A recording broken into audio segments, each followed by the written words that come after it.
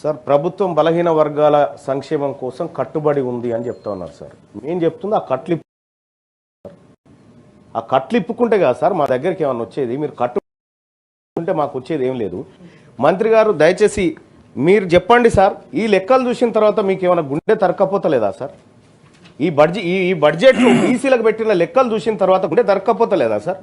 వీళ్ళొక్కరే కాదు సార్, మా బీసీలకు అన్యాయం చేస్తూ మా ఎంబీసీల పరిస్థితి అయితే ఇంకా ఘోరం సార్.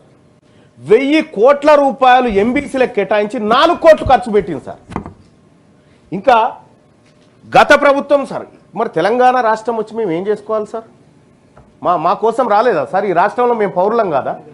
100కి 56.33% ఉన్నారు బీసీలని ఈ రాష్ట్ర ప్రభుత్వం మాకు లెక్క చెప్పినప్పుడు మరి మా బడ్జెట్ ఏది, మా ఖర్చు ఏది, మా లెక్క ఏది సార్?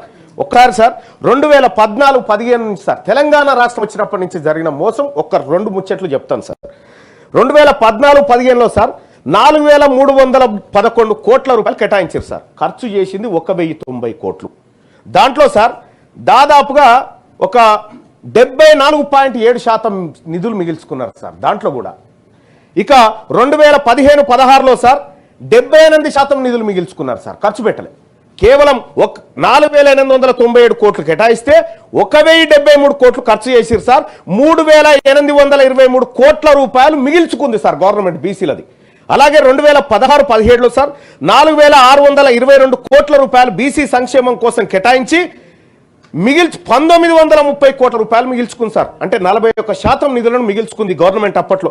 2017-18లో సార్ 5070 కోట్ల రూపాయలు బీసీల సంక్షేమం కోసం మేము ఖర్చు పెడతామని బడ్జెట్లో పెట్టి 2204 కోట్ల రూపాయలు మిగిల్చుకుంది సార్ మా సొమ్ము గవర్నమెంట్.